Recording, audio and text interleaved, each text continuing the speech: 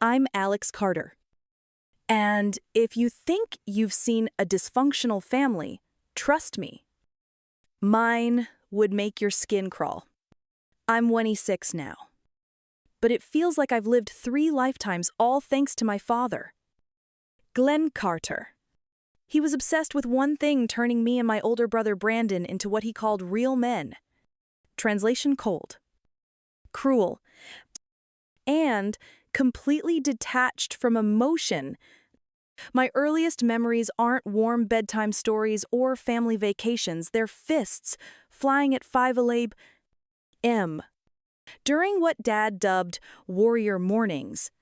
If I cried, I'd end up outside, barefoot, holding bricks over my head while Dad screamed that pain builds strength.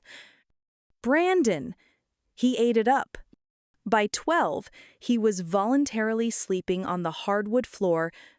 Beds are for weaklings. He used to sneer.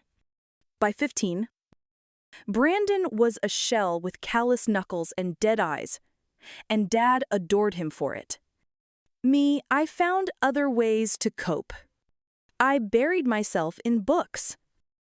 Won, debate, tournaments, became the tutoring king of our tiny hometown.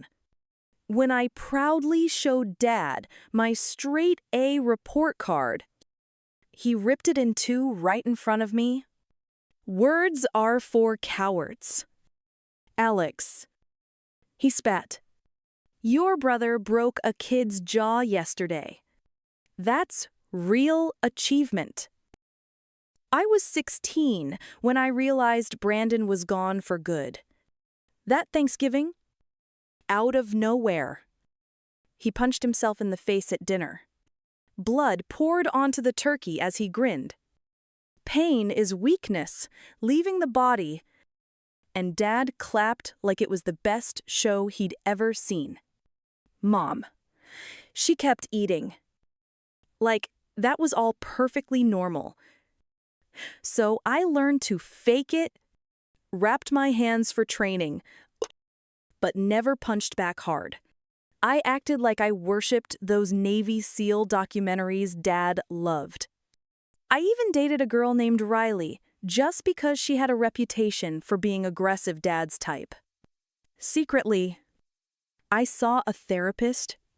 Quietly, I applied to every college as far from home as possible.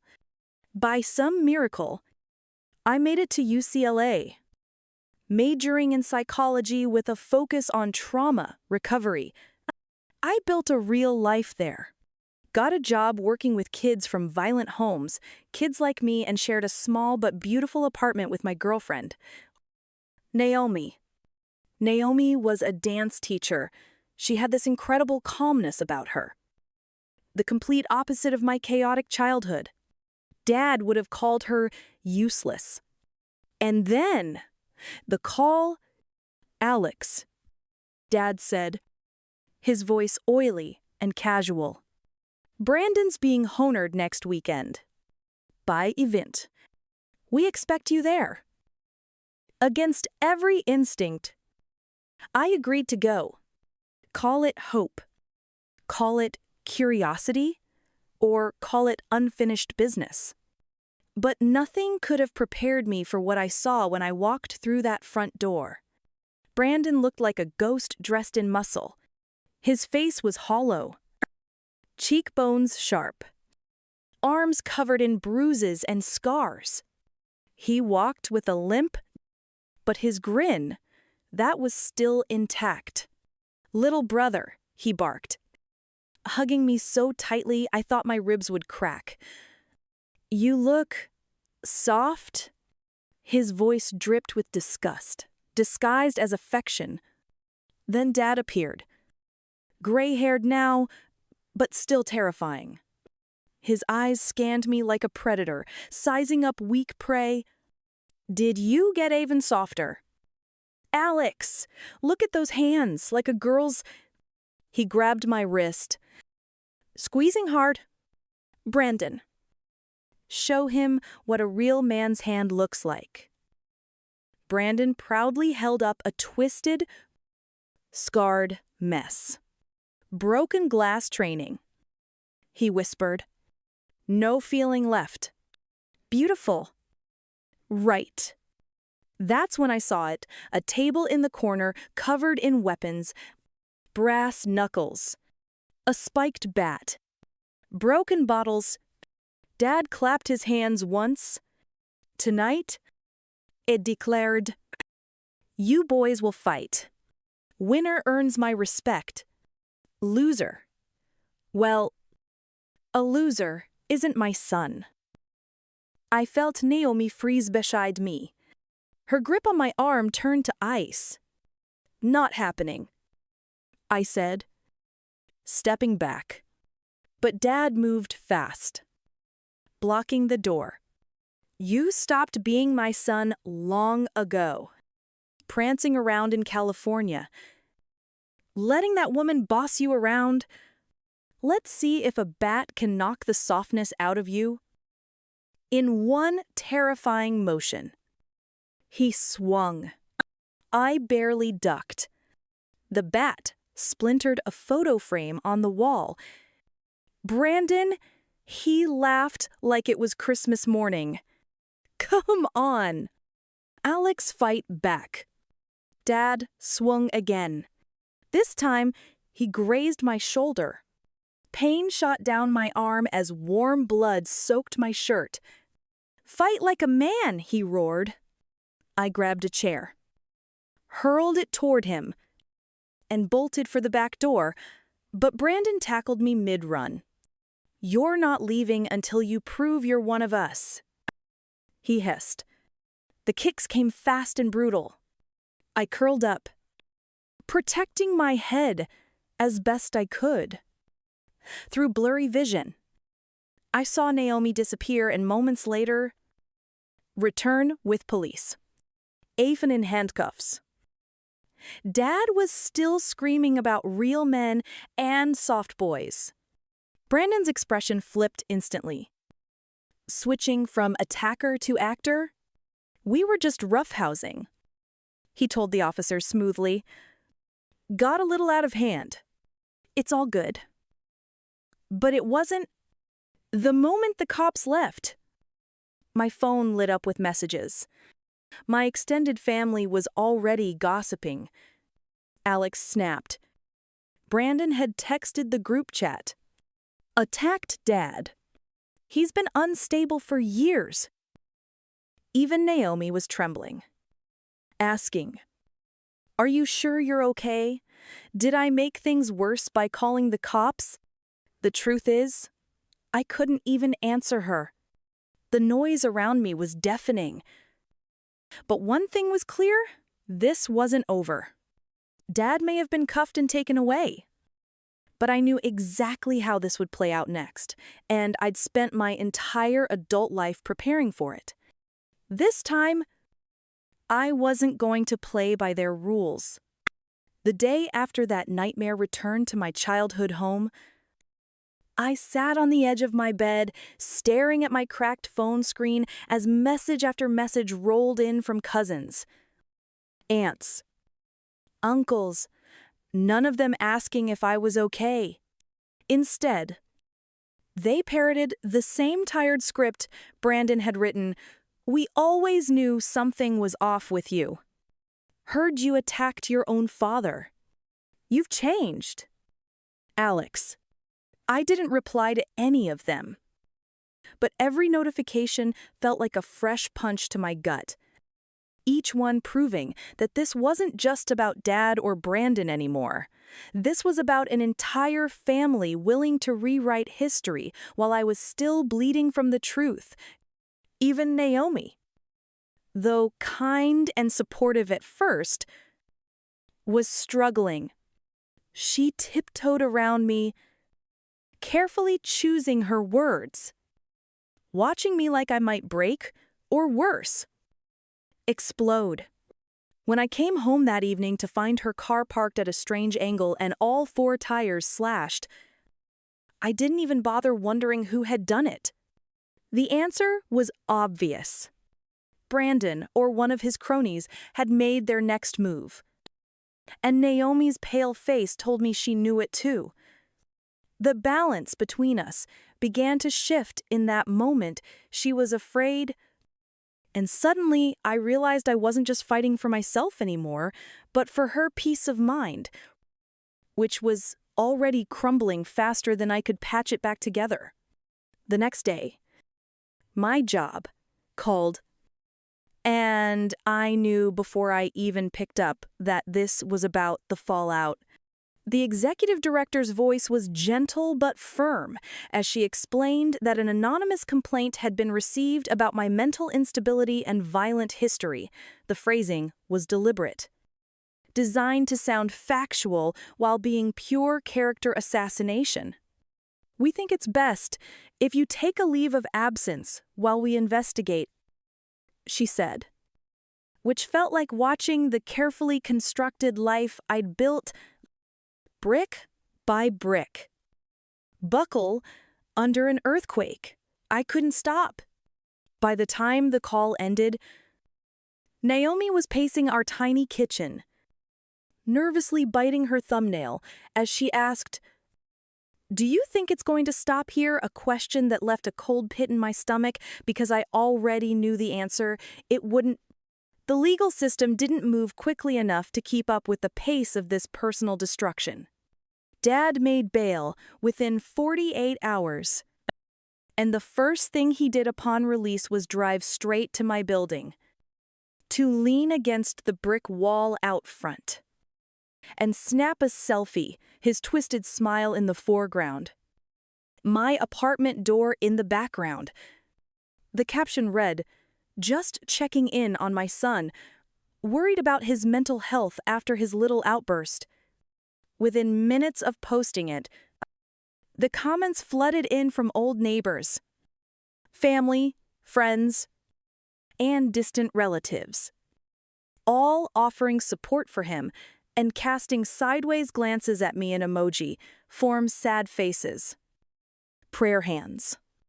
Comments like, "So sorry, you're going through this. Glenn and stay strong. Dad, you raised them right." The digital tide was turning against me while I sat paralyzed on the couch, realizing that no truth mattered anymore. What mattered was whose story people were willing to believe, and Dad's version was going viral. Naomi suggested we go stay with her parents in Santa Cruz for a while. But even as she said it, I could see her hesitance, the way she avoided my gaze, the way her voice cracked slightly around the word "we," like she wasn't sure she still belonged in this fight with me. That same night, my neighbor, Mr. Patel, knocked on our door, holding his phone up before he even spoke, a shaky video playing on the screen. "Look," he said quietly. And on that grainy video was Dad's truck parked outside our building a full day before I even returned from that cursed reunion. There was Dad, sitting in his truck for hours, occasionally popping the trunk and looking inside, his face illuminated by the soft glow of his phone. At one point, he pulled out what looked like the same bat he'd swung at me just days before, inspecting it as casually as if he were checking groceries. The implications hit me like a slap. This wasn't a sudden rage attack. This was premeditated, orchestrated, planned, and it was working. In the days that followed, I watched everything slip through my fingers. More anonymous complaints poured into my workplace. Parents of the at-risk teens I worked with expressed sudden concerns about my fitness as a mentor. My supervisor, once warm and supportive, became guarded, distancing herself in emails that grew more formal with every line. Naomi's dance studio was affected too. One of her students' parents had already contacted the studio owner, expressing concern that Naomi's unstable boyfriend might show up unexpectedly. And my family. They didn't just stand by, they joined in. My mother sent me a single text message after days of silence. Is this really what you want, to destroy your family like this? What happened to you? Alex, a message that twisted my insides because she knew exactly what had happened. And still chose to pretend she didn't. But it was Brandon who played his hand most ruthlessly. Late one night, I received a flood of texts from unknown numbers, each message containing screenshots, my old therapy notes, two ripped from a private journal I kept during college. Town notes that somehow he had gotten his hands on. He had highlighted every raw sentence where I'd written things like, "Sometimes I wish Dad would disappear, and I hate the way he made me feel worthless," presenting them as proof that I was violent, unstable, dangerous, all stripped of the context of the abuse that birthed them. He posted them to a private Facebook group filled with family and old friends, framing the narrative perfectly. See, he's always been like this. We tried to help, but he's always been angry. Just look at his own words. I sat there, staring at those posts, unable to breathe, realizing that even the most sacred parts of my healing had now been weaponized against me, and it was working beautifully. By the end of that week, Naomi and I had our first real fight. She was exhausted, scared, emotionally worn thin.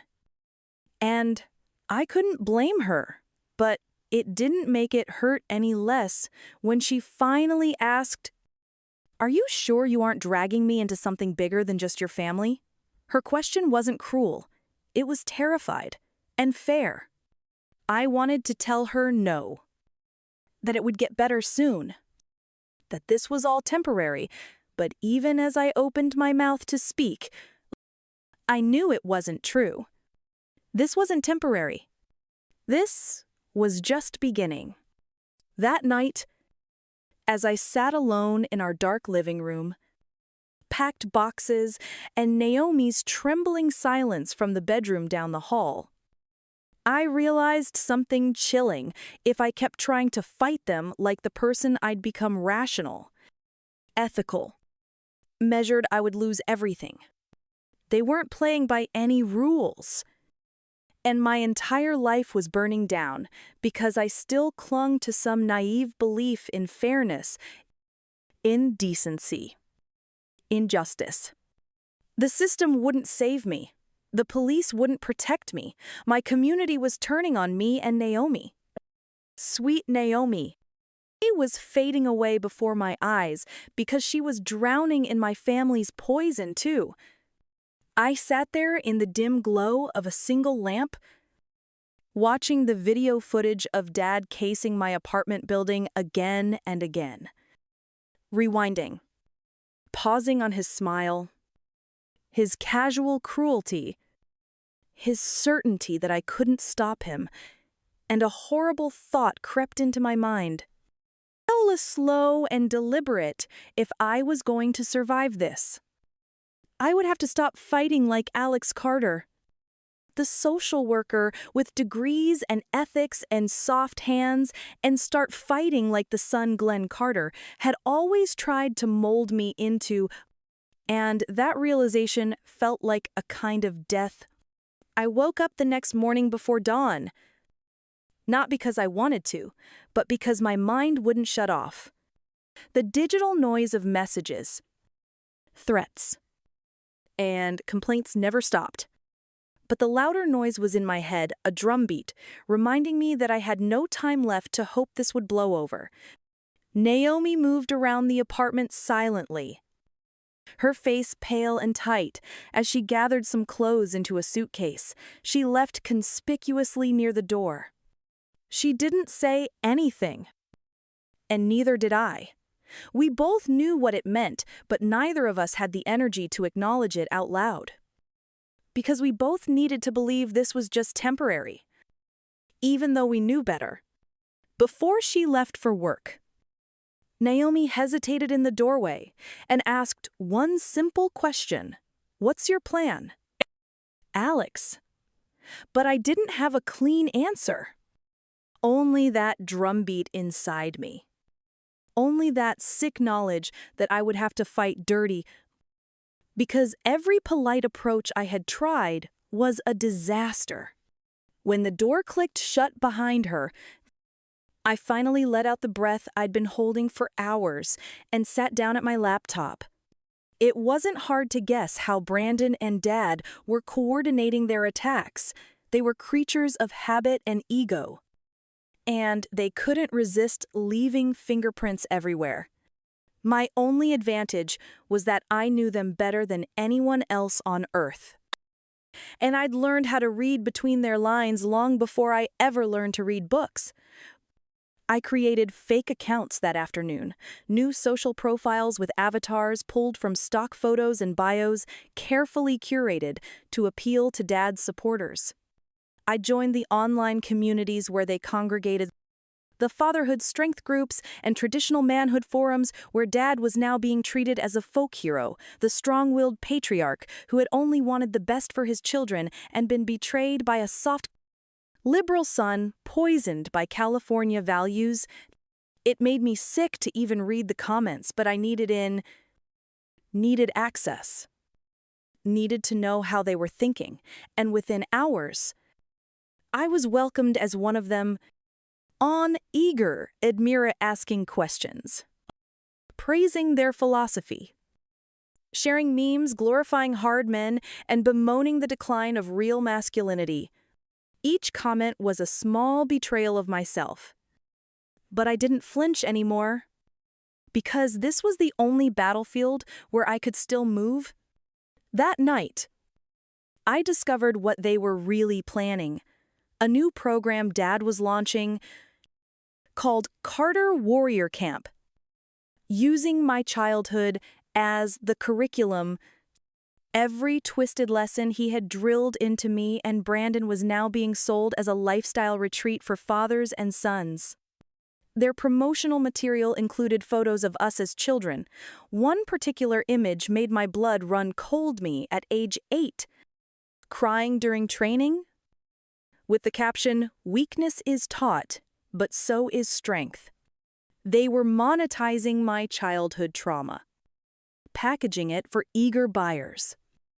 And I couldn't stop staring at that photo, wondering how many fathers would sign their sons up for the same cruelty that had nearly broken me. The next morning brought another gut punch. My former best friend from grad school, Jenna, withdrew her reference letter supporting my license renewal. She sent a polite but cold email explaining that her practice couldn't afford the association right now. Not with the stories circulating. I read her words 3 times, feeling them slice deeper each time, and realized that this campaign wasn't just destroying my present, it was retroactively rewriting my entire history, erasing every achievement, every friendship, every act of care I had built my life upon.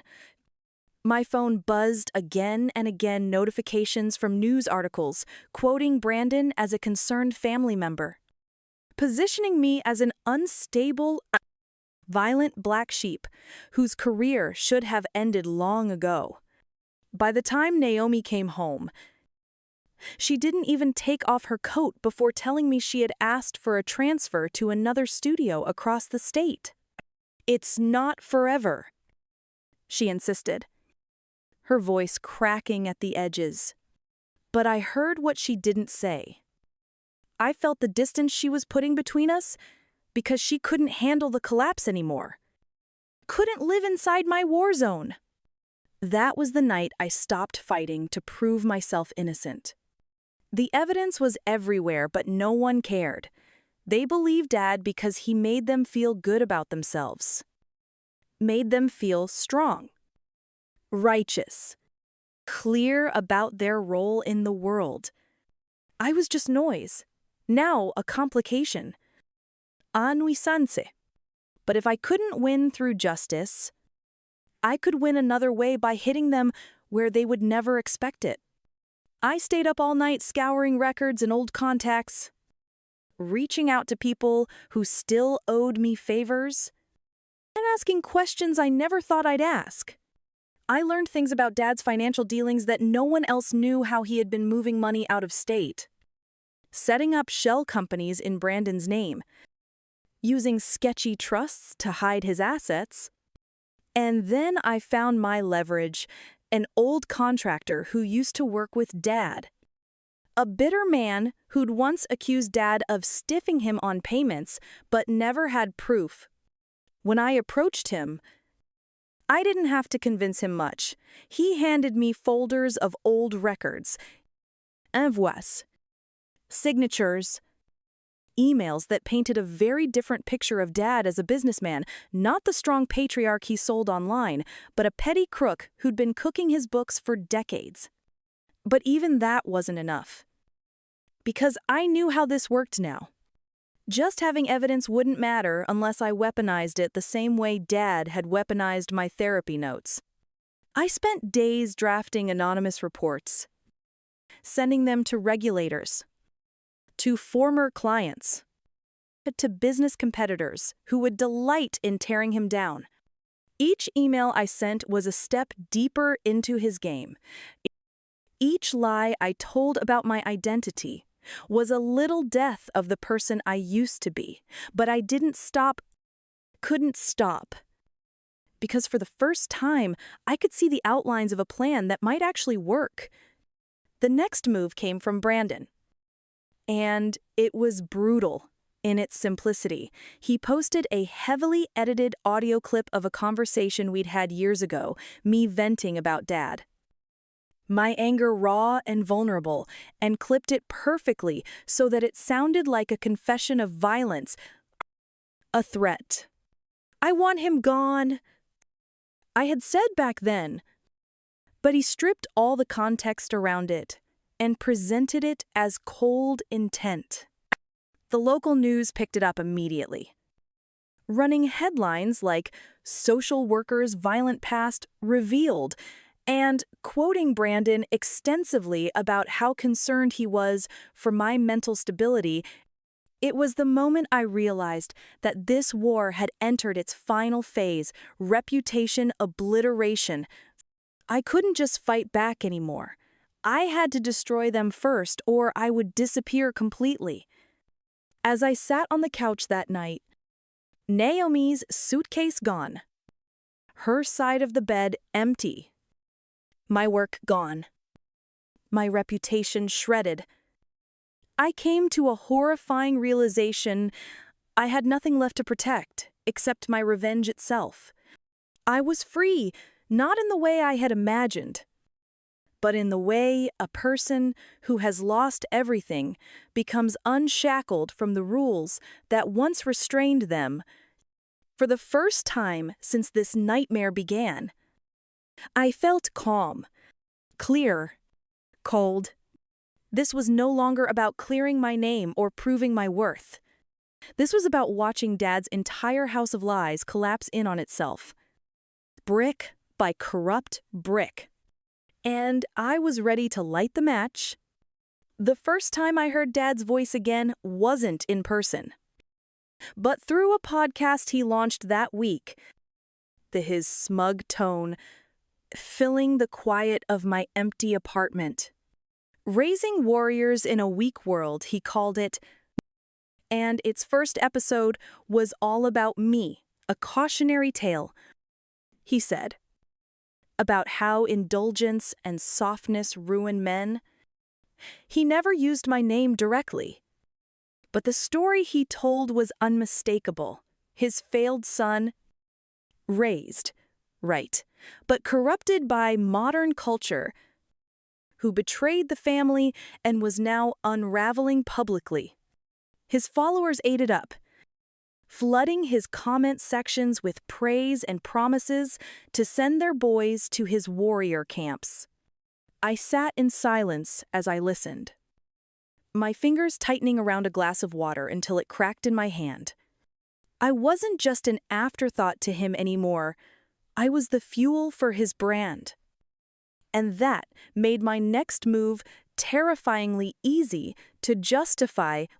That same night, I broke one of my own last remaining rules and returned to the house I swore I'd never enter again, the house where this nightmare began.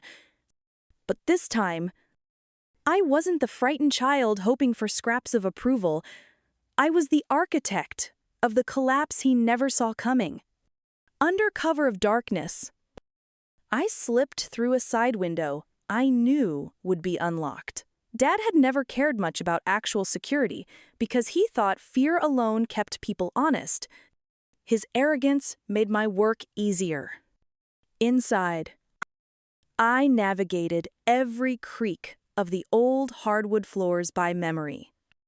Every shadow familiar. Every smell, a sick reminder of how much time I'd spent here trying to be someone he could respect. But now I was here for evidence, not affection.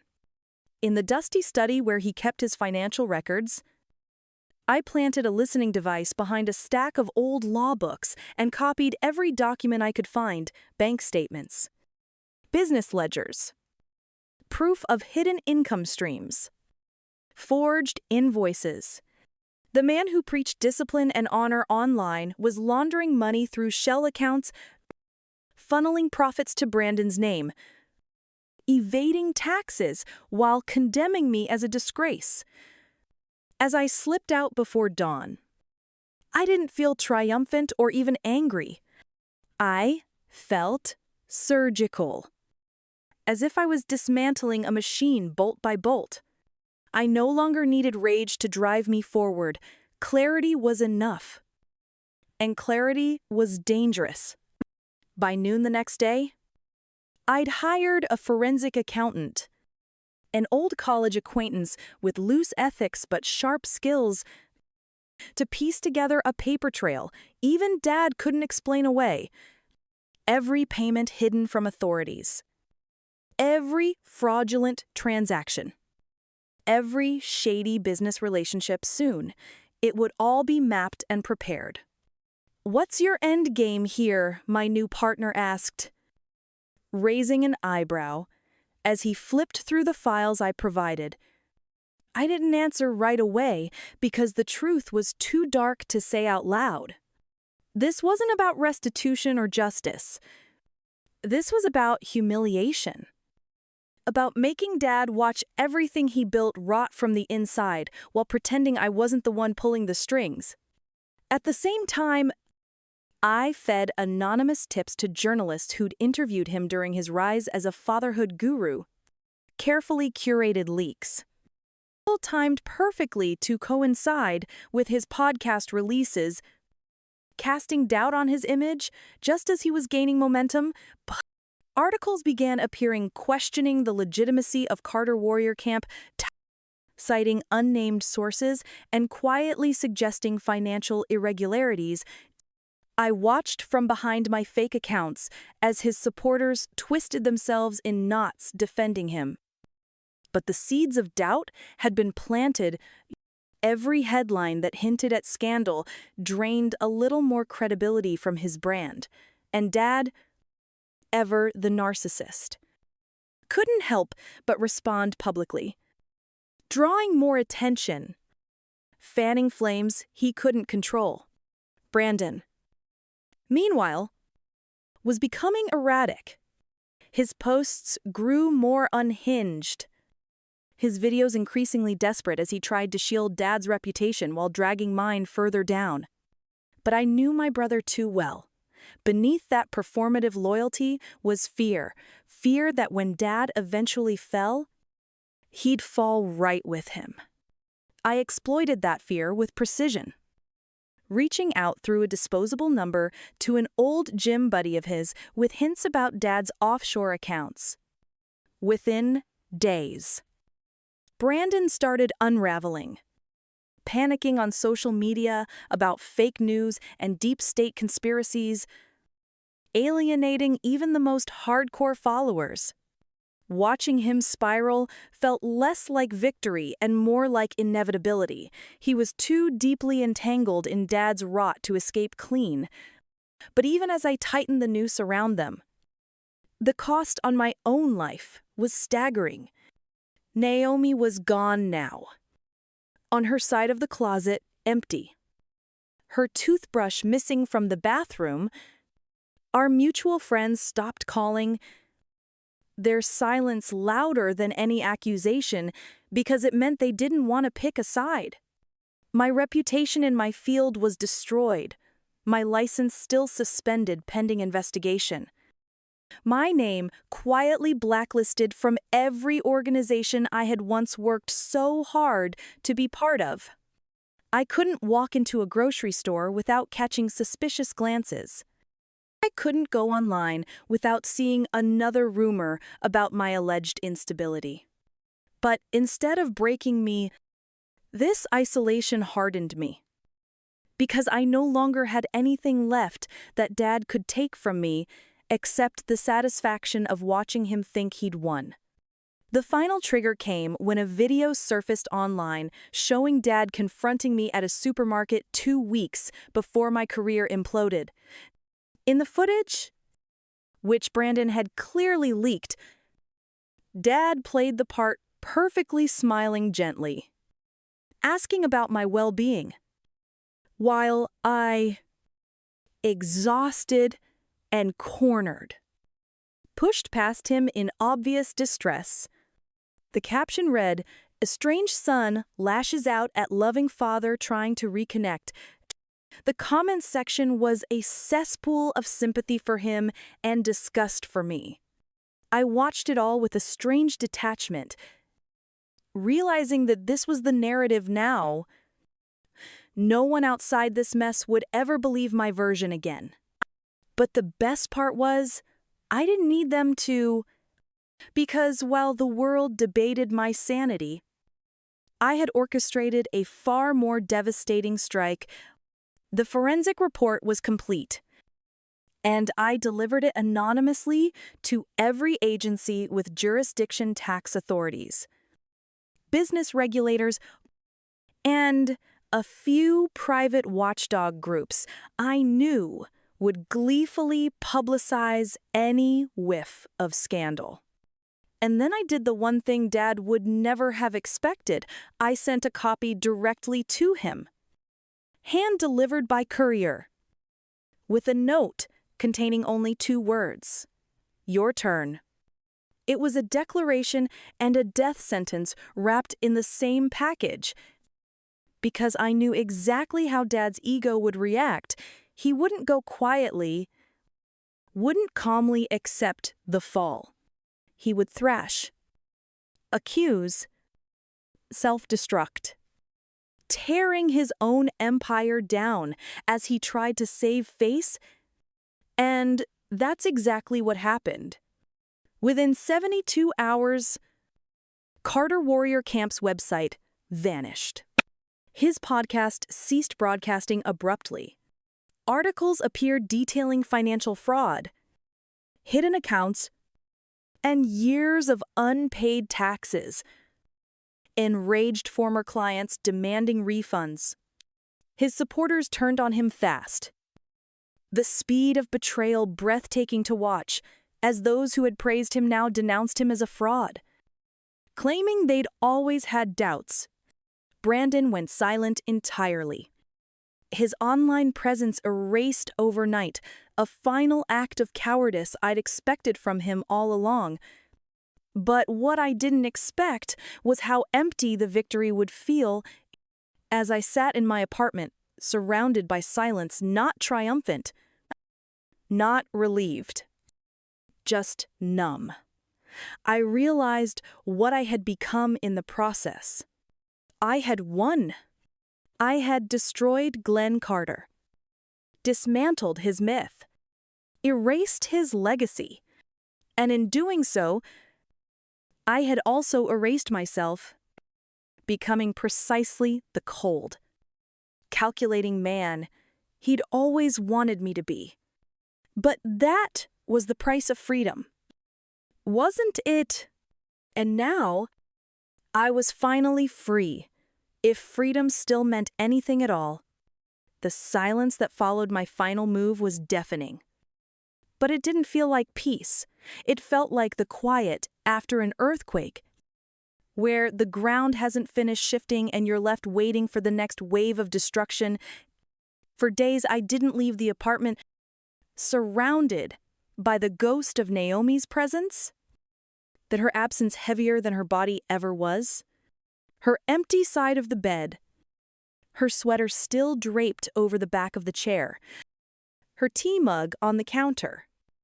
All of it seemed frozen in time, while I stared blankly at my phone screen, scrolling through comment threads where strangers argued about my family's collapse like it was a reality show they'd subscribed to. Some praised my father's downfall as overdue justice. Others mourned the loss of a strong patriarch misunderstood by his generation, but no one really cared about what actually happened. The truth wasn't the point anymore, it was entertainment. But I wasn't just an observer. Every headline about my father's scandal, every angry social media post, every refund demanded by his former clients was a product of my work. The house of cards was falling exactly the way I'd planned, with a precision that should have felt satisfying, but instead left me hollow. I tried to tell myself this was freedom, that I'd finally broken the chains that tied me to Dad and Brandon, but freedom felt suspiciously like exile. I couldn't go back to work, couldn't call my friends, couldn't even look Naomi in the eye when she sent one last message saying she hoped I would find peace someday. It was a perfect victory with no celebration. And that emptiness made the walls of my apartment feel smaller every hour. Even the apartment itself had started turning against me. The landlord sent a notice that they'd received complaints about my presence, a vague reference I knew was tied to the whispers that followed me everywhere now. The local market cashier avoided eye contact when I bought groceries. A woman at the park yanked her child's hand away when he tried to pet my dog. The headlines about Dad's fraud and Brandon's cowardly disappearance should have made me feel vindicated, but instead, they made me radioactive. My family's destruction was public record. But my name was still the one attached to the scandal because I had become the face of it. Whether I liked it or not, the freedom I'd wanted so badly tasted bitter now because it came with isolation I hadn't prepared for. But the real blow came when my mother reappeared of all people, of the one who had watched my childhood collapse without ever lifting a finger. She called late one night, her voice trembling but still steeped in that same practiced innocence she always used to excuse her complicity. "Alex," she whispered like we hadn't spoken in years. "Why did you have to go this far? Why did you destroy everything I could barely answer?" Not because I didn't know what to say, but because I knew it wouldn't matter. To her, none of this was Dad's fault, or Brandon's, or her own. It was all on me. Because I had broken the unspoken rule of our family, keep the secrets hidden. No matter the cost. When I hung up, her words echoed in my mind, mixing with the noise of the public commentary. And I realized that even after everything, she would always choose Dad's version of events over mine. With Naomi gone, my friends distant, and my professional life in ruins, I began spending my days documenting everything, not because it could fix anything, but because it was the only way to impose order on the chaos. I kept files on every article, every post, every message my family had ever sent. as if assembling them into some meticulous archive would give me back control. But all it did was remind me how thoroughly they had shaped the narrative, how they'd erased my voice, even as their empire collapsed. The irony wasn't lost on me. I had destroyed them precisely the way they had tried to destroy me. And in doing so, I had become indistinguishable from them. My precision, my ruthlessness, my refusal to forgive it was all Dad's training. Perfected. But the worst part was that I didn't even regret it. If I could go back, I knew I would still do the same things, because every polite option had already failed. Every appeal to decency had been ignored. And playing fair had only invited more cruelty. It was only when I started playing their game that I finally won, but that victory left me standing alone on scorched earth. A kingdom reduced to ash, with no subjects left to rule. Even the organizations that had once supported me, the non-profits I had worked for, the peers who had admired my advocacy, had all gone silent. No one wanted to be associated with the wreckage I had created. And I couldn't blame them, because I had become a cautionary tale myself. The community I had once served, the at-risk youth who looked to me for guidance, were now attending Dad's old supporters programs run by his protégés, who quickly rebranded after his downfall. They used different language now. But the poison was still there. Discipline, toughness, strength. In the same abusive nonsense I had spent my life fighting against.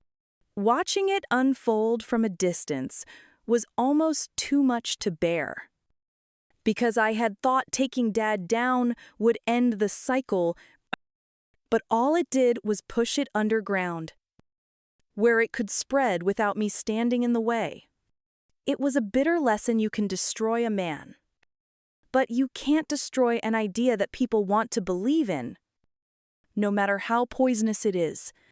That realization hit me hardest the day I received a letter, an actual handwritten letter from one of Dad's former clients, a father who had sent his son to Carter Warrior Camp. He wrote about how much the program had changed his boy, how devastated he was to hear of Dad's disgrace, and how he planned to carry on those lessons at home. Thank you for showing us what not to do. The letter concluded, dripping with sarcasm. It was a perfect encapsulation of what I'd achieved. I hadn't erased Dad's ideology. I had just given it new life. As a martyrdom story, his followers could tell themselves when they passed it on to the next generation. By that point, I had stopped even bothering to answer the occasional calls from journalists who wanted a quote for their retrospectives on the Carter collapse. What could I possibly say that would matter? The truth had long since become irrelevant, reduced to sound bites and clickbait headlines. No matter what I said, it would only feed the cycle of spectacle, another chapter in the drama they all felt entitled to consume. So I stayed silent, letting the narrative evolve without me, watching as the dust settled into a shape I couldn't recognize.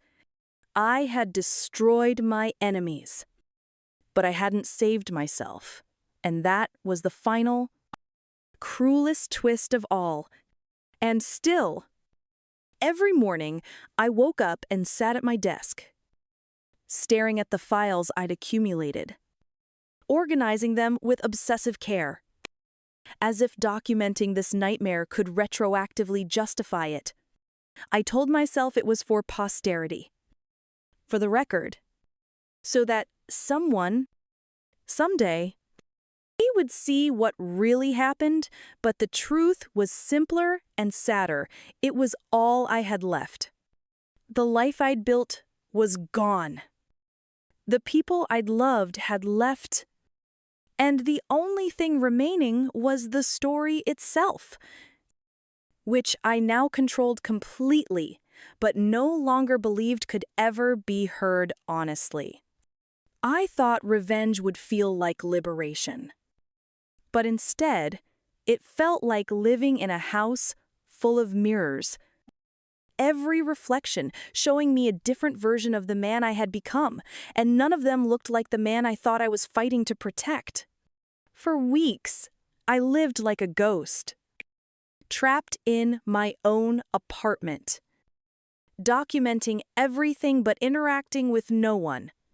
I thought that isolating myself would protect me from the mess I had created. But even silence wasn't safe anymore. Email still arrived. Reporters still called. The messages still appeared from strangers, convinced they understood my family better than I ever could. Each one felt like a stone thrown through my window, a small individually but together creating a pile of debris that kept me pinned inside. I told myself that it didn't matter that I'd won, but I couldn't ignore the cold fact that no one remembered who I was before this war began. I wasn't Alex Carter. Social worker. Mentor. Partner. I was just the son who destroyed his family. And that became my entire identity, no matter how hard I tried to pretend otherwise. Then, one afternoon, while scrolling mindlessly through news articles cataloging the remnants of my father's legacy, I saw an announcement that stopped me cold. Brandon had resurfaced, not apologizing, not explaining, but reinvented. He was now offering his own version of Carter Warrior Camp under a new name, rebranded and sanitized for corporate sponsors, the Strength Initiative. His photos were carefully curated, no bruises, no scars. No talk of broken glass or spiked bats, just resilience training for young men, couched in language that sounded progressive but was hollow at its core. It was Dad's philosophy in a sleeker package, and it was catching on fast. Already backed by influencers and lifestyle brands desperate to sell discipline as a marketable virtue. It was then that I understood the real battle wasn't over my father, it was over the idea of my father. And that war had barely begun. The realization hit like a gut punch. I had spent so much time dismantling Dad that I had failed to stop the system that made men like him heroes to begin with. The market didn't care that he was a fraud, it just needed the next face to sell the same poison. Brandon had learned that lesson better than anyone, watching me fight a moral war while he simply pivoted and profited. For every headline that exposed Dad's hypocrisy, Brandon provided a slick alternative, and the public was eager to forget the past if it meant they could keep their comforting myths intact. The worst part was knowing that I had helped pave the way for him. My attack on Dad had created a vacuum, and Brandon had stepped in perfectly, knowing exactly how to fill it without triggering suspicion. It was a masterstroke, and it made every move I had made feel pointless. That night, as I sat staring at Brandon's promotional video looping endlessly on my cracked phone screen, I finally asked myself the question I had avoided from the beginning. What had I really accomplished? I could tear down Dad's reputation, ruin his finances, humiliate him publicly. But none of that stopped the machine from replacing him with the next charismatic abuser in line. I could burn my entire life to the ground out of righteous fury, but nothing I did would erase the fact that people wanted what Dad sold. They craved certainty, discipline, hierarchy, the comfort of believing that cruelty was strength and tenderness was weakness. Even Naomi, who had loved me before this war began, I couldn't stand by me now, because the shadow of Dad's influence still loomed over everything I touched. The war had ended, but the ideology survived, stronger than ever. Because it didn't depend on one man. It depended on a culture that rewarded power at any cost. But the harshest truth was that I had changed too. I couldn't look at myself in the mirror without seeing Dad's reflection staring back, smirking knowingly, as if to say, I made you into exactly what I wanted after all. Every manipulative tactic I used, every lie I told to get leverage, every cold calculation I made while dismantling his life, those were his lessons. Perfected by me, even in victory. I had become an extension of him. His legacy carried forward not just in Brandon, but in me too. That realization settled over me like a shroud, making it hard to breathe, because it meant that there was no true escape, not from him, not from this family, not even from myself. I was the product of his training, and I couldn't deny it anymore. And so, for the first time in weeks, I left the apartment not to fight, not to retaliate, but to surrender. I drove out to the lake where I had spent so many childhood summers. The lake where Dad taught us to man up by throwing us into the freezing water and forcing us to swim back alone. I parked the car at the edge of the familiar dirt road, climbed out into the biting wind, and walked slowly down to the shoreline. The water was calm, deceptively peaceful, a perfect mirror reflecting the cloudless sky above.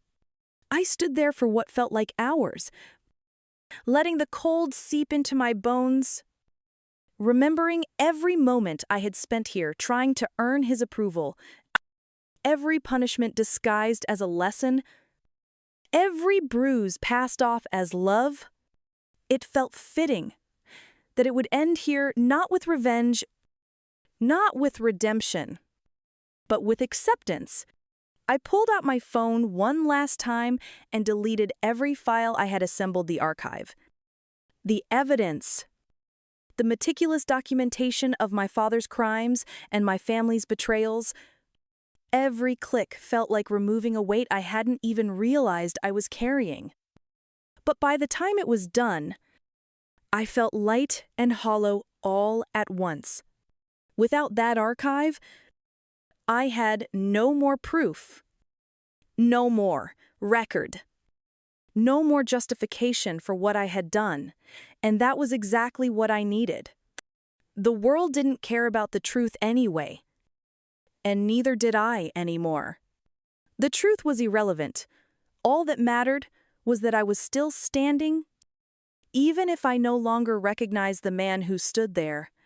I walked back to the car slowly, one step at a time, feeling the earth under my feet in a way I hadn't in years. No more plans, no more strategies, no more battles to win. Dad was gone. Brandon was winning. Naomi was never coming back. And I was finally free from the illusion that any of this had ever been about justice.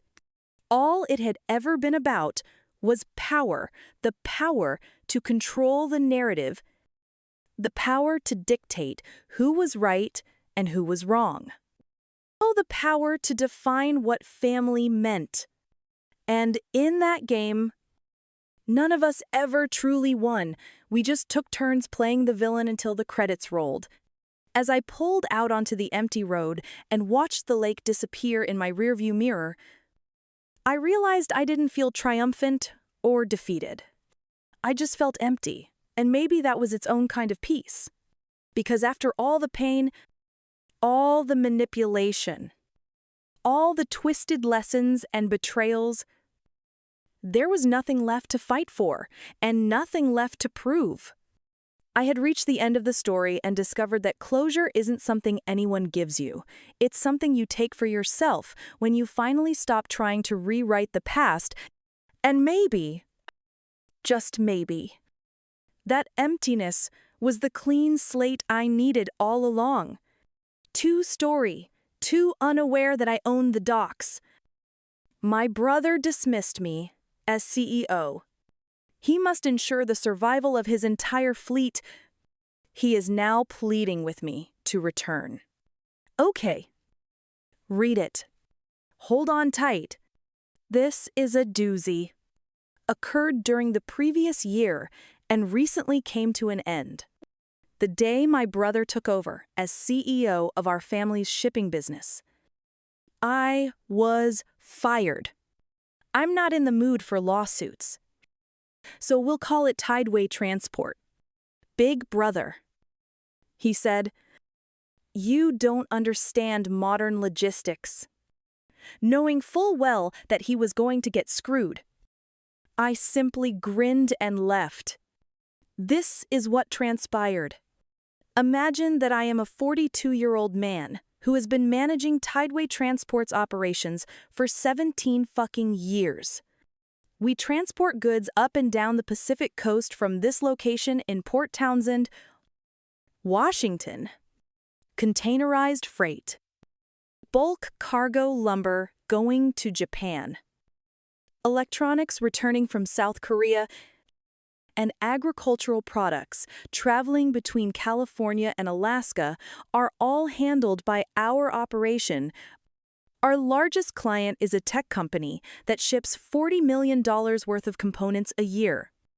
And we process roughly 2,000 containers per month during peak season, big enough that making a mistake has actual repercussions, but small enough that everyone knows each other. 3 weeks ago, my 38-year-old brother, Kyle, was elected CEO. Dad stepped back for health reasons, which essentially meant he wanted to go fishing more and was sick of the stress. As the VP of Strategic Development, Kyle essentially created PowerPoint presentations while I oversaw daily operations. One thing, I'll give him, he was a skilled negotiator. When he wanted to, the man was charming. Last year, he got us a deal with a boutique electronics importer just by talking golf with their CFO. Although the contract was small, it gave the board the impression that he was brilliant. Wearing a ridiculously tailored blazer that likely cost more than the majority of our dock workers earn in a month. The man enters my office. He had his hair pulled back as if he were trying out for Wall Street 3. I didn't recognize the assistant behind him, most likely employed by a temporary staffing firm that specializes in corporate reorganization. The child clutched a tablet as if it were a life preserver, looking extremely anxious. It turns out that Brett was a recent graduate of an MBA program equipped with no real-world experience and only theoretical knowledge. Someone who could tell you everything there is to know about supply chain optimization metrics. Even though he had never handled a cargo manifest, he puts his hands in his pockets and says, "Chase, we need to talk." Perhaps he wants to talk about the contract renewal with the Seattle Port Authority or the new safety procedures I've been working on.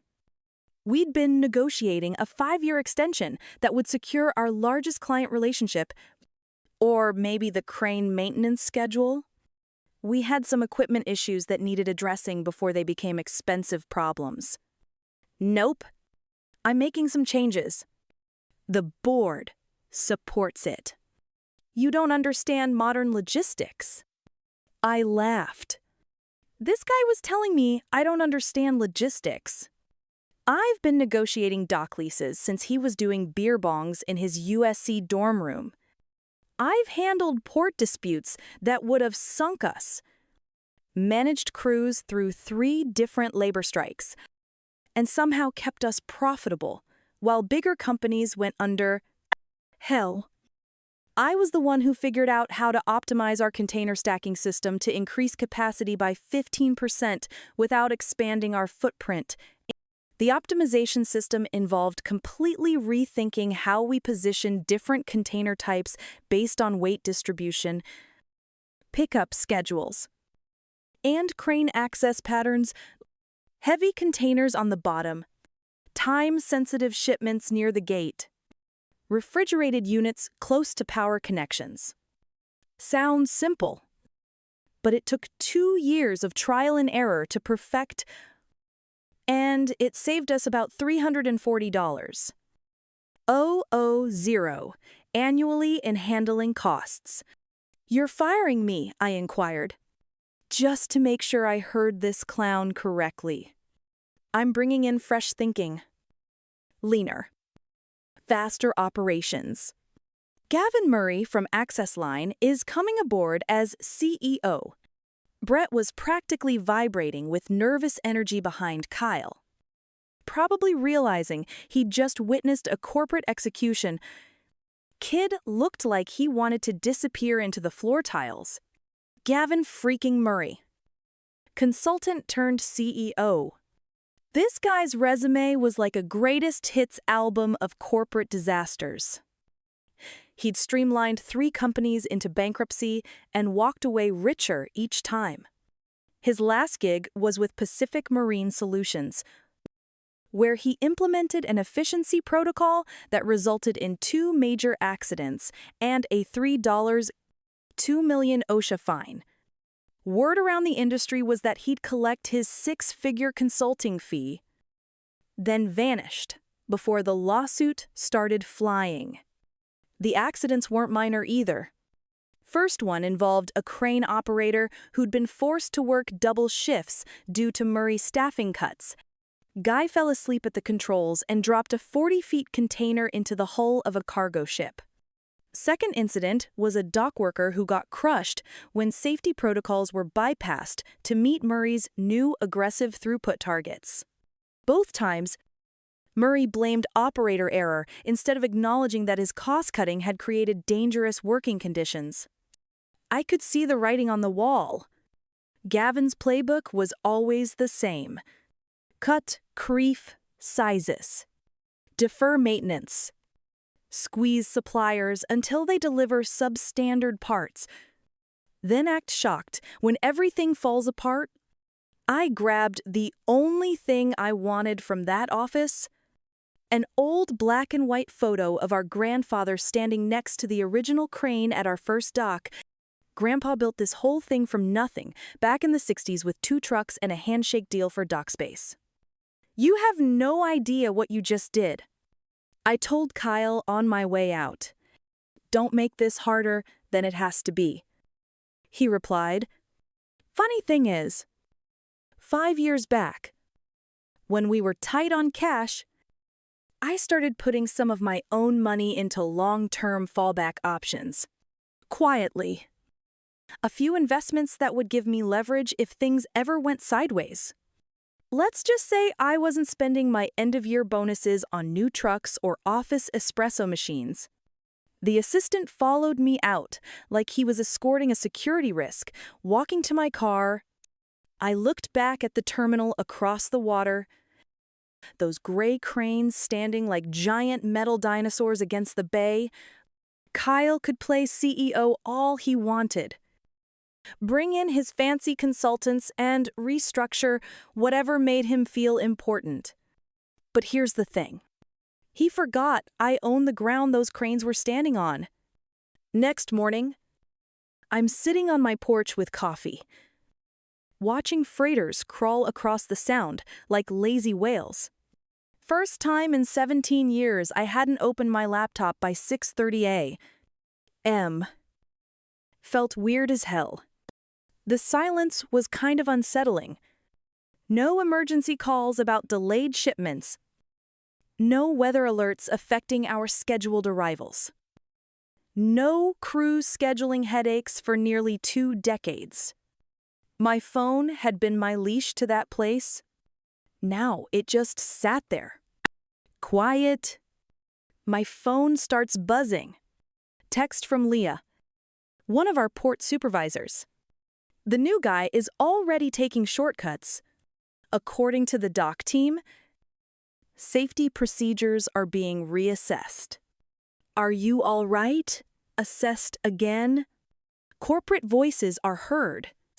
We will disregard costly safety precautions until someone is harmed. Then pretend to be shocked. After a longshoreman almost lost his leg due to a container shifting during a storm, I spent 3 years creating those protocols. Each process was etched in the blood of someone in a metaphorical sense. Samuel sent in another text. Daily equipment checks are unnecessary. According to Murray, our lead crane operator, desires that we switch to weekly inspections. Someone is going to be killed by this guy. Samuel had 20 years of experience operating cranes. You paid attention to him if he said something risky. These weren't issues with pencil pushing. Failures of cranes cost more than just money. They take lives. Everything from worn cable strands to hydraulic fluid leaks was discovered during the daily inspections. Minor issues that, if ignored, could have disastrous consequences. Throughout the morning, more technicians continued to arrive. Murray removed the security guard position, according to night shift employee Danny, leaving the entire terminal unguarded from midnight until 5 in the morning.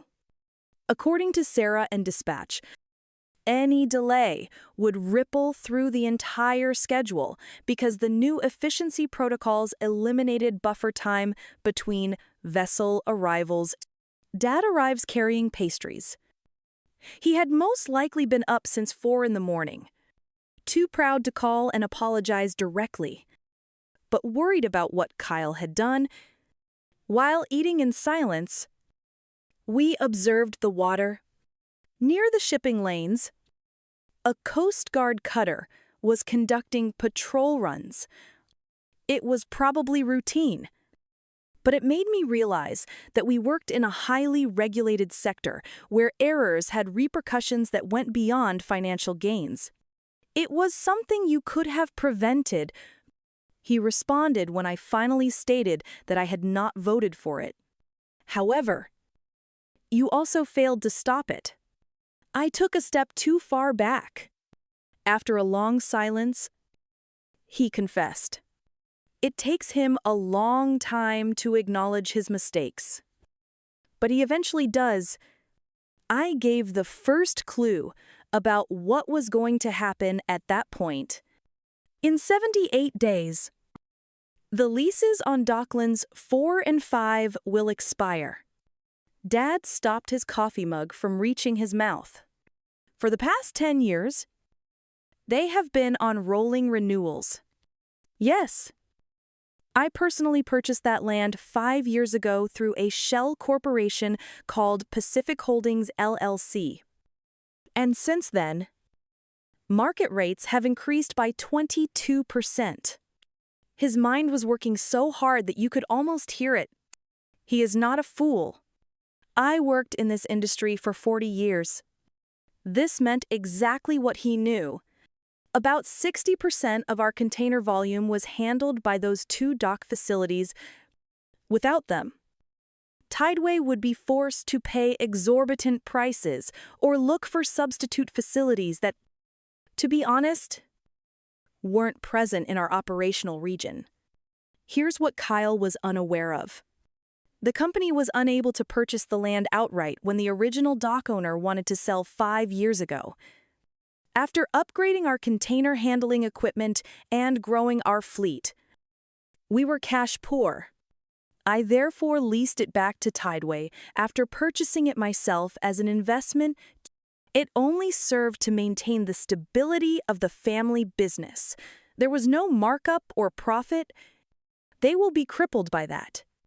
Therefore, It was improper for them to fire their sole structural support. It was a fairly easy math problem. We were spending 180. Zero a year on those dock facilities at legacy rates. It would be more like $320. Zero at the current market rates. That discrepancy would consume the majority of our quarterly profit margin, particularly since Kyle's new efficiency initiatives are probably going to cause operational issues that will be expensive to resolve. Dad returned to his truck after finishing his pastry. He turned as he was walking away. "You are the son of your mother?"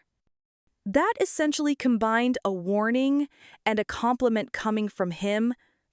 In the beginning, Mom had been the one who truly balanced the books. It was cruel when it came to defending what was important, but it was sweet as pie to your face. Things began to fall apart more quickly than I had anticipated. Gavin entered the dock later that afternoon as if he were scouting a potential filming location. Clipboard in hand. Aviators. Not a hot. He was flagged down by Samuel. Hydraulic lag in the crane force requires immediate attention. The oldest crane in our fleet is that one. Unless you want a news headline, you don't ignore it. Gavin remained glued to his tablet. The weekly schedule works well. We'll fix it if something goes wrong. Samuel moved in closer. He has a linebacker's build and is not easily intimidated. That crane kills someone if it fails. Will you also fix that? Gavin gestured before making his way to the administrative building. 2 junior crew members quit their jobs in the middle of the load to avoid being close to Crane 4 because of the intense tension on the dock. The issues were getting worse in a matter of days. The tugboat crews had been complaining about quick turnarounds that prevented them from conducting adequate safety inspections. Dangerous equipment was being used beyond its safe limits.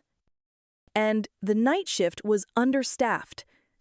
3 days later, Brett, the recent MBA graduate, called me from a blocked number.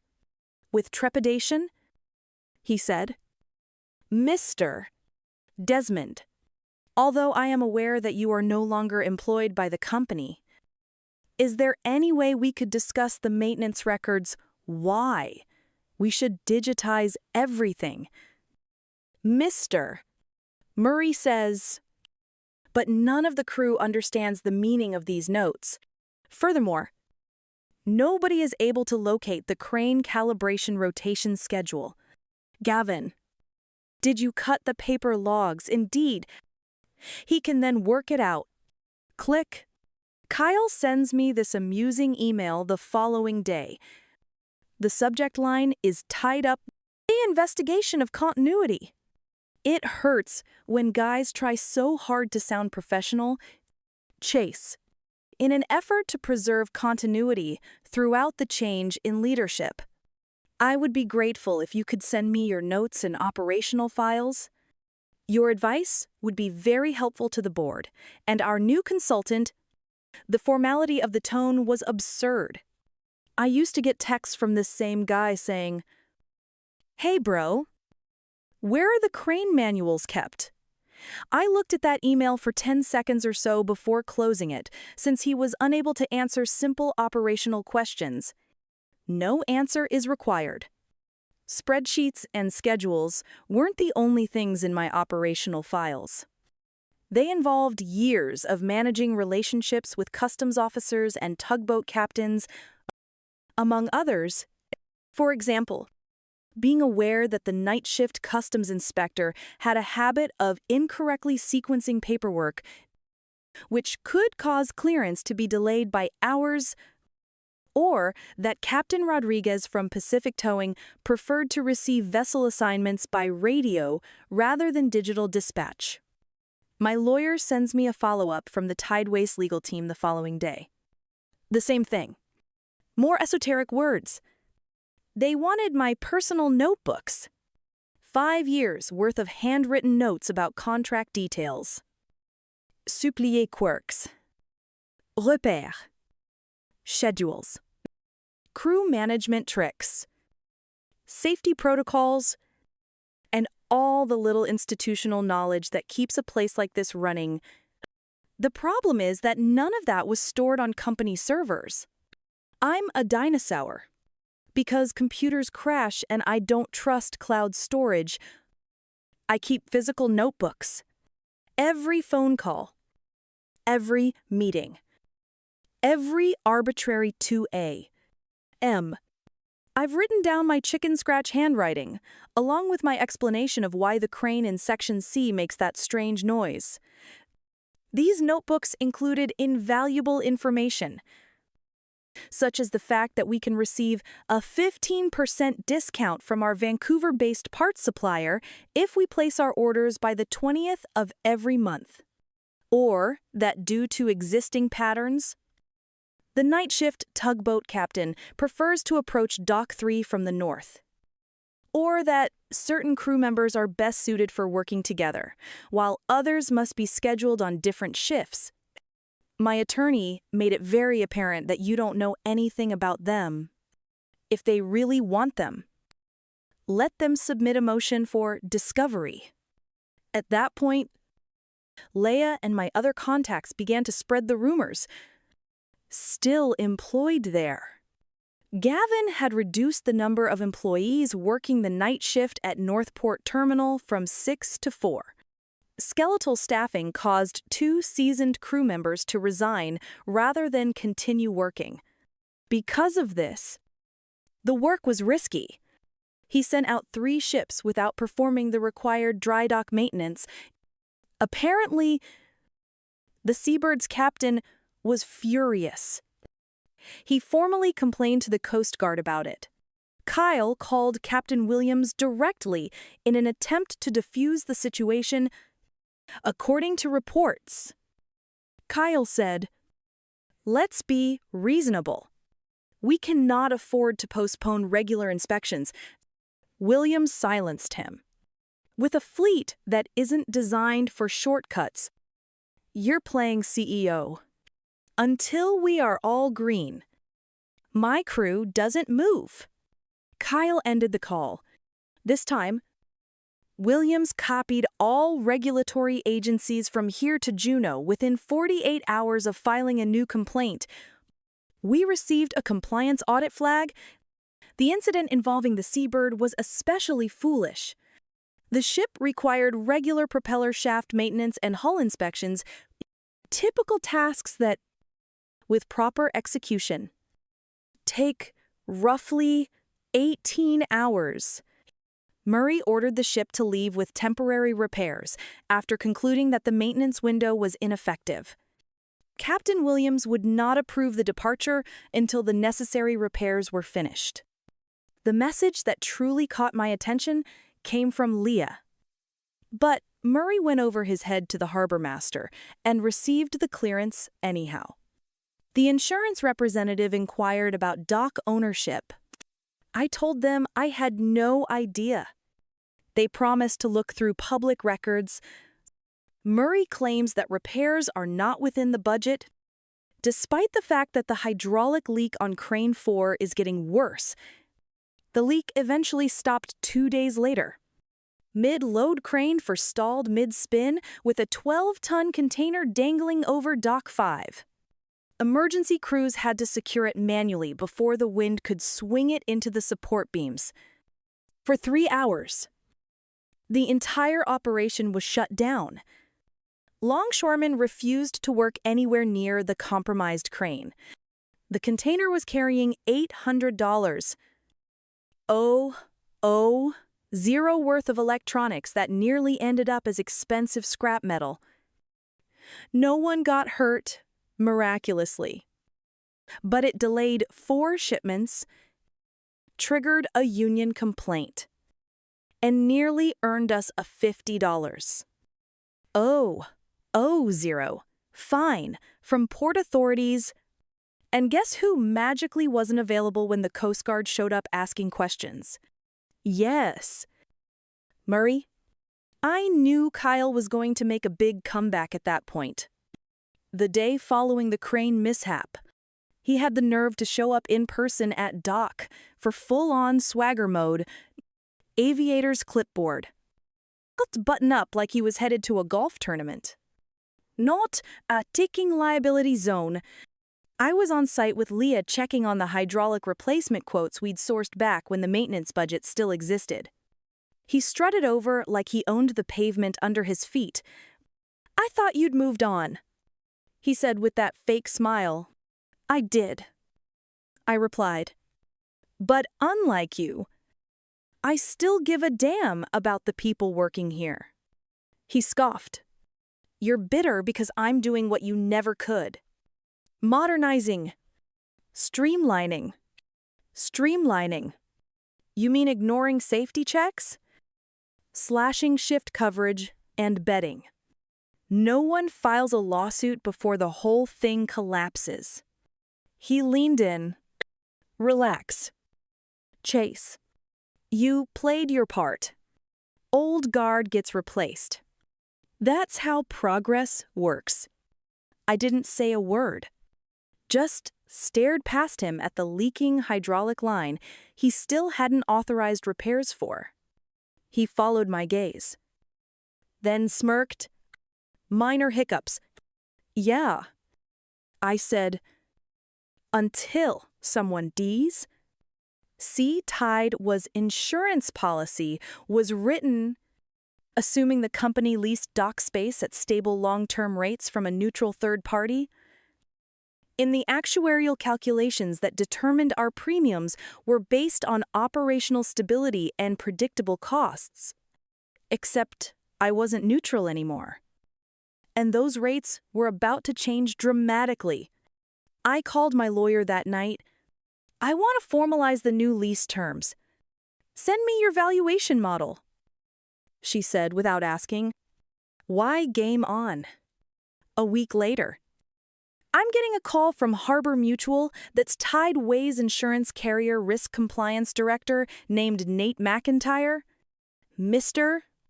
Desmond, we had a question come up during a policy review. There was a recent leadership change at Tideway, and we noticed some inconsistencies with their property records." "What kind of inconsistencies?" I asked, though I knew exactly where this was going.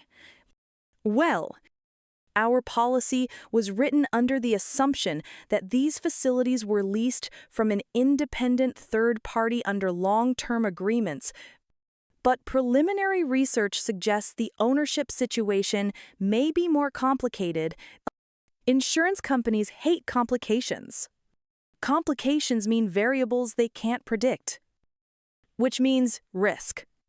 They can't properly price. We understand you were involved in past lease negotiations.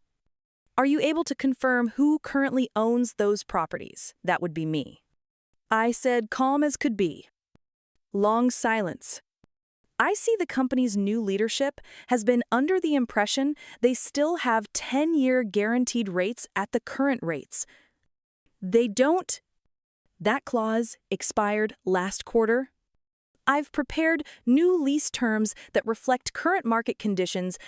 And what would those conditions be? I gave him the numbers $320. Oh, 0 annually instead of $180. Ling. Plus standard escalation clauses tied to local commercial real estate indices. But the real kicker was the performance bond requirement $500. 0 held in escrow to guarantee lease payments and cover potential property damage.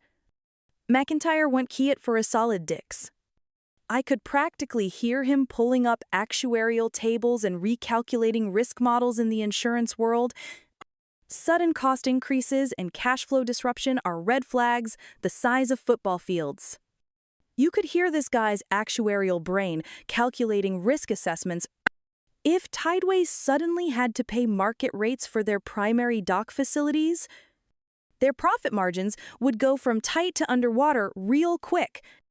And companies with cash flow problems have a tendency to cut corners on safety and maintenance, which means higher insurance payouts. I see. And have there been any other operational changes that might affect our risk assessment? This was my opening. You might want to look into their new maintenance scheduling protocols. I understand they've moved from daily equipment inspections to weekly. Another pause in the marine cargo industry. Equipment failure isn't just expensive. It's potentially deadly. Insurance companies really hate deadly. We'll definitely be conducting a comprehensive policy review. Thanks for your time. Mr. Desmond. After he hung up, I sat there thinking about Kyle in his corner office, probably making more PowerPoint slides about operational efficiency while the foundation of his empire was shifting under his feet. But that wasn't even the best part. My pie buddy Clint had been digging into some stuff for me, and what he found was absolutely beautiful. Kyle hadn't just fired me and brought in his incompetent consultant. He was running a side hustle. Turns out, little brother had been filing development permits under a shell company called Oceanic Development Permits for Cargo Terminals, rail spurs, and logistics infrastructure that perfectly mirrored the routes and systems I'd spent years building for Tideway. The permits showed a proposed facility in Bellingham that would directly compete with our northern routes, container storage and rail connections that matched our operational model almost exactly. Even the proposed crane configurations were identical to our setup. Seattle to Anchorage, Coos Bay to Ensenada. The exact same shipping lanes, using the exact same operational strategies, even the same terminology I'd coined for our seasonal scheduling protocols. Kyle wasn't just trying to push me out. He was planning to gut Tideway, let it fail, then swoop in with his innovative new company. That was really just my playbook with his name on it. The permits showed everything rail connections that matched our container flow patterns, dock configurations that copied our crane placement, even employee break areas positioned exactly where I'd learned they worked best, after years of trial and error. That's when this stopped being about family drama and became about something bigger. This was theft. Plain and simple. And if there's one thing I learned from 17 years in logistics, it's that timing is everything. Time to flip the script. I started making some calls. First was Jeremy Talbot, one of Dad's old board members who'd stepped down right after Kyle's takeover. Jeremy's got 30 years in maritime logistics and a nose for RBS that could smell Kyle's incompetence from 3 time zones away. Jeremy had been Dad's right-hand man during the expansion years. Solid guy who understood that sustainable growth meant reinvesting in infrastructure and people, not just squeezing margins until something broke. Chase, he said when I called, I've been hearing some disturbing things. Project rumors. Lease panic. Something about a shell company called Oceanic Development. That would be Kyle. I confirmed. And yes. And he's trying to cannibalize Tideway and rebuild it under his own name. His shiny presentations became cautionary tales and maritime business schools. But here's the final nail in the coffin. One of his potential investors did due diligence and discovered that most of his proprietary systems were actually stolen from his previous employer. Legal discovery in the intellectual property lawsuit revealed emails where Kyle discussed copying Tideway operations piece by piece. The investor was from Portland. a guy named Wang who'd made his money in tech logistics and was looking to diversify into traditional shipping. Wang's due diligence team was thorough. To put it mildly, they didn't just verify Kyle's business plan. They cross-referenced every operational detail against public records, talked to former employees, even ran credit checks on key personnel. When they found the stolen intellectual property, they didn't just walk away. They reported it to the relevant authorities. Last I heard, he was trying to rebrand himself as a logistics consultant. Good luck selling expertise. When everyone in the industry knows you're the guy who nearly destroyed a profitable family business through incompetence and greed, the maritime industry is smaller than people think. Word travels fast when someone screws up this spectacularly. Kyle's name became shorthand for what not to do in logistics circles. Even saw his disaster case study in a Harvard Business Review article about family business succession failures. Dad and I talk regularly now. Not about the past. We're both too stubborn to rehash ancient history, but about freight trends and how Horizon repainted the maintenance hangars without using those awful corporate colors that make everything look like a doctor's office. More importantly, I stayed connected with Kyle's kids. They didn't ask to be part of this mess. And family drama shouldn't punish innocent people. Brought them down to the docks last Christmas to show them the control tower. "Can you really see all the ships from here?" my nephew Alex whispered. "All the ones that matter." I told him. Standing here now, watching a container ship ease into port with deck crew bustling around like ants with a purpose, I feel something I haven't in years. Peace. This isn't about a title. Never was. I don't need my name on a building or a photo in the boardroom. I've got my crew, my docks, and my system running smooth. Safety protocols back in place. Real upgrades happening. Wages up. Morale high. Tommy still brings cookies on Fridays. Leia runs the ops floor like a machine. He's got a full crew.